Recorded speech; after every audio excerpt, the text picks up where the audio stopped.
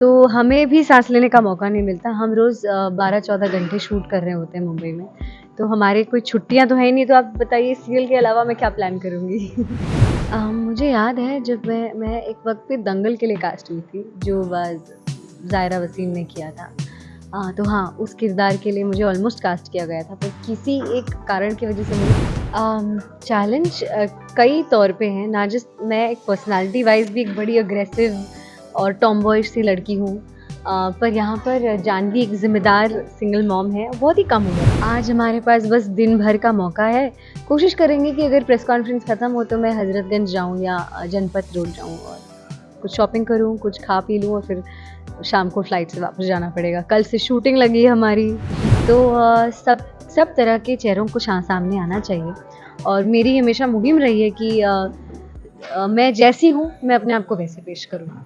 और बस आज हूँ मैं आप सबके सामने उल्का गुप्ता, इंडिया की ही एक एक्ट्रेस जो काफ़ी इंडियंस की तरह दिखती है। नहीं, बिल्कुल आप काफ़ी इंडियन से अलग हट के भी दिखती हैं, अच्छी दिखती हैं। अब काफ़ी चेंजेज़ आए हैं आपके अंदर।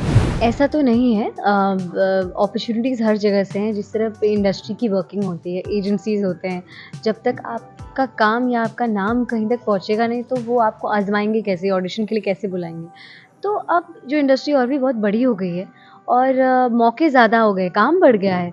कई एक्टर्स हैं जिनको फ़िल्म में मौका नहीं मिलता है, वो ओटीटी करते हैं। जिनको ओटीटी में मौका नहीं मिलता है, वो कोई और इंडस्ट्री में काम करते हैं या टीवी इंडस्ट्री में काम करते हैं। जिनको टीवी में नहीं मिलता है, वो एड्स करते हैं, तो बहुत अपॉर्च्युनिटीज़ हैं यहाँ पे। और जो बहुत दिल से मतलब सिर्फ़ कला मतलब अभिनय करना पसंद करते हैं, वो थिएटर करते हैं।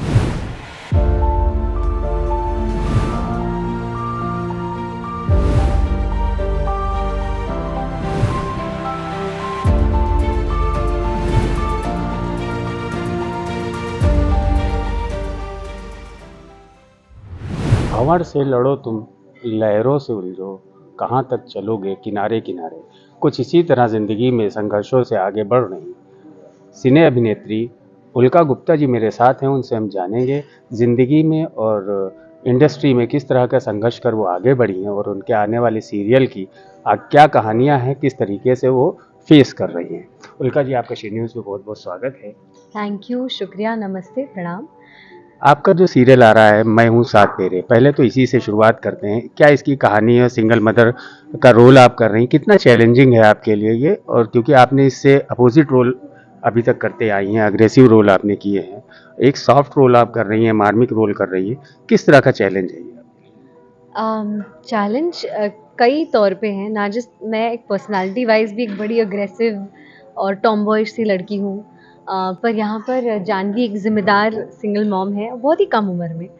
तो बहुत सोचना गया इसमें और अपने आप को नम्र करने में, सॉफ्ट करने में मुझे मेहनत गई है। और ढंग से बैठना, सॉफ्टली बात करना, हमेशा अपने बच्चे के बारे में सोचना, करियर के बारे में, समाज से लड़ना।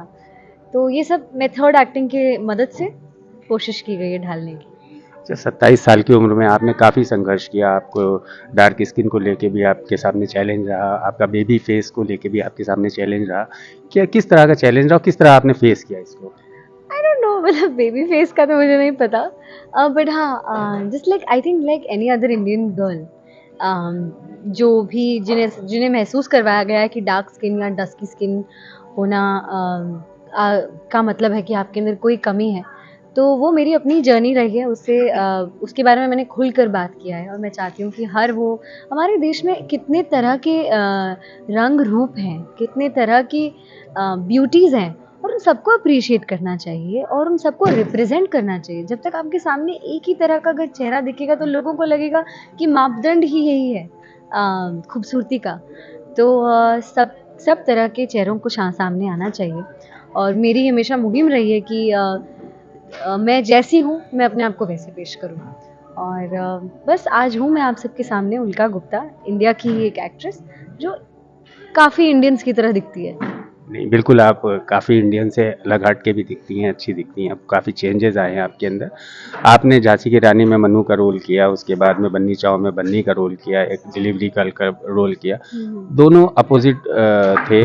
उसके बाद अब आप ये कर रही हैं। किस तरीके से इसको फेस कर लेती हैं? और झांसी की रानी पे अगर हम बात करें, मन्नू का रोल आपके लिए कितना चैलेंजिंग था? मनु के बाद मैंने कई प्रोजेक्ट्स किए हैं सर। तो एज ए एक्टर भी मैं और सीज़न होती गई हूँ, बहुत बहुत चीज़ें सीखी हैं मैंने, बहुत तकनीकें सीखी हैं एक्टिंग के। तब तो मैं सिर्फ झांसी की रानी के किरदार को अच्छे से करना जानती थी, पर उसके अलावा कैसे हर किरदार के हिसाब से अपने आप को ढालने की वो क्षमता बनाना, उससे उसमें टाइम लगा है मुझे।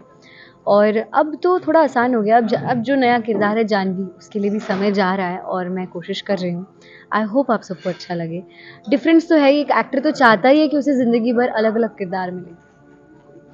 बिल्कुल, जिस तरीके से कभी आपने ये सोचा हो, कोई प्रोजेक्ट आपने सोचा हो ये हमको मिल जाए और वो आपको ना मिला हो, कोई प्रोजेक्ट ऐसा जिसके बारे में आपने ख्वाब में भी ना सोचा हो, अचानक उसके लिए आपको ऑफर आ गया हो, कितना एक्साइटमेंट रहा हो, किस तरीके से आपने इसमें जर्नी में आपने किया है?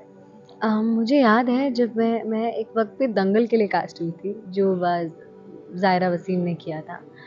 तो हाँ, उस किरदार के लिए मुझे ऑलमोस्ट कास्ट किया गया था, पर किसी एक कारण की वजह से मुझे बाल काटने की अपॉर्चुनिटी मिली नहीं थी, क्योंकि मैं दूसरे कॉन्ट्रैक्ट से साइन थी। उस कारण से भी, और शायद उन्होंने, मेरे वर्कशॉप कुछ शुरू हो गए थे, तो उस चीज़ का एक है, लोग पूछते हैं, तो हाँ, मुझे उस रोल को करना था। क्या पता आज चीज़ें अलग होती। और बड़ा ही इंटरेस्टिंग कैरेक्टर था, जिसमें उन कुश्ती सीखना था उन बच्चों को। और मैं चाहूँगी कि किसी दिन मैं कोई स्पाई या अंडर कवर कॉप या एक डांसर का रोल करूँ। कोई ऐसा प्रोजेक्ट जो आपने सोचा ना हो, अचानक उसके लिए आपको ऑफर आया हो? ये जानवी का। जानवी का ऑफर अचानक। अचानक से आपके जी लिए जी आया। जी। तो किस तरह का आप इंडस्ट्री में चैलेंज फेस कर रही हैं आगे बढ़ने के लिए, और बड़े प्रोजेक्ट्स में किस तरीके से आपको इग्नोर किया जा रहा है या आपको ऑफर नहीं मिल रही? ऐसा तो नहीं है, अपॉर्चुनिटीज़ हर जगह से हैं। जिस तरह पे इंडस्ट्री की वर्किंग होती है, एजेंसीज़ होते हैं, जब तक आपका काम या आपका नाम कहीं तक पहुँचेगा नहीं, तो वो आपको आज़माएँगे कैसे, ऑडिशन के लिए कैसे बुलाएँगे। तो अब जो इंडस्ट्री और भी बहुत बड़ी हो गई है, और मौके ज़्यादा हो गए, काम बढ़ गया है।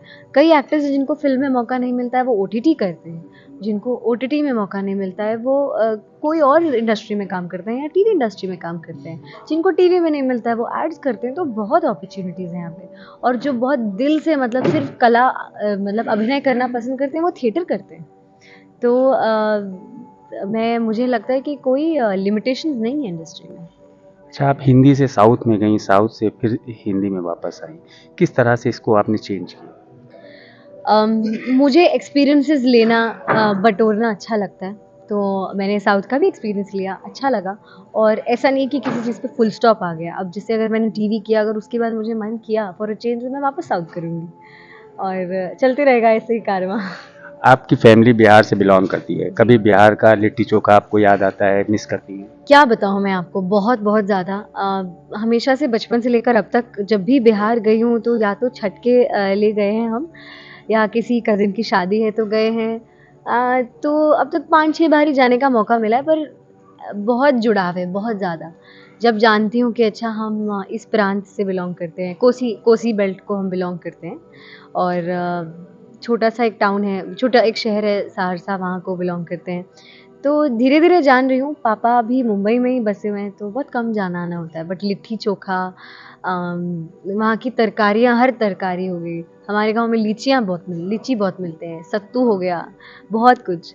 बस मुँह में पानी आ गया लिट्टी-चोखा के बारे में सोचकर। अच्छा, बन्नी का अगर बात करें तो आपने उसमें तो लोगों को तरह-तरह के व्यंजन खिलाए हैं। असल ज़िंदगी में उल्का को खाना क्या पसंद है और क्या खिलाना पसंद है? मैं बहुत कुछ बनाती हूँ। पर बहुत ज़्यादा भी नहीं बनाती हूँ। मतलब कुछ, जैसे मैं सांभर अच्छा बना लेती हूँ, जो मैंने साउथ में सीखा था। मैं राजमा भी बना लेती हूँ मम्मी की तरह। बेसिक घर की सब्जियाँ, मैं थाई करी बना लेती हूँ, डोसा-वोसा बना लेती हूँ। बनाने के लिए सब बना लेती हूँ, लेकिन अपने शौक से बनाती हूँ, जब मुझे मौका मिलता है, वक़्त मिलता है तो। स्पेशली कौन-सी डिश है ऐसी है जो आपको पसंद है, जो आप अम, बनाती हैं? मैं मिक्स्ड वेजिटेबल पुलाव बनाती हूँ, जो मुझे बहुत अच्छा लगता है। आप लखनऊ में हैं, यहाँ का चिकन, दोनों पहनने का और खाने का, दोनों काफ़ी फ़ेमस है, और आपको यहाँ क्या पसंद है? अ, दरअसल ऐसा है ना कि कुछ ही साल पहले, लगभग 3-4 साल पहले, मैं वेजिटेरियन टर्न हो गई। तो हाँ, मुझे याद है जब मैं नॉन वेजिटेरियन थी तो मैंने खाया था। तो अब तो मुझे लगता नहीं मेरे लिए ज़्यादा ऑप्शंस होंगे। देखते हैं। अच्छा, पर चिकन कारी खरीद कर लेके जाऊँगी। चिकन करी, हुँ। पहनने वाला चिकन, कहने वाला क्योंकि चिकन। चिकन करी भी होती है ना? हाँ, उसमें चिकन को बख्श दूँगी उस जीवन को, उसको मैं चाहूँगी कि वो जिए।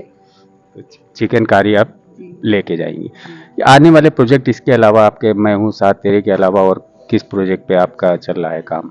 अब मौका ही नहीं मिल रहा है, आप शायद समझ नहीं रहे होंगे, हमें इस शो को आपके सामने लाने में, रोज़ एक एपिसोड लाने में, मंडे टू संडे टेलीकास्ट है, रोज़ 7:30, तो हमें भी सांस लेने का मौका नहीं मिलता। हम रोज़ 12-14 घंटे शूट कर रहे होते हैं मुंबई में, तो हमारी कोई छुट्टियां तो है ही नहीं। तो आप बताइए, सीरियल के अलावा मैं क्या प्लान करूँगी। अभी लखनऊ में आप हैं, यहाँ क्या क्या आप घूमना चाहेंगे, क्या देखना चाहेंगे, कितना टाइम एक्सपेंड करेंगे यहाँ? आज हमारे पास बस दिन भर का मौका है। कोशिश करेंगे कि अगर प्रेस कॉन्फ्रेंस ख़त्म हो तो मैं हज़रतगंज जाऊँ या जनपथ रोड जाऊँ और कुछ शॉपिंग करूँ, कुछ खा पी लूँ और फिर शाम को फ्लाइट से वापस जाना पड़ेगा। कल से शूटिंग लगी है हमारी। चलिए, तो ये थी उल्का गुप्ता जी, जिन्होंने ज़िंदगी में काफ़ी संघर्ष करके इंडस्ट्री में अपने को स्थापित किया है और काफ़ी संघर्ष कर रही हैं। कैमरा पर्सन राम बाबू के साथ अखिल हाशमी, लखनऊ।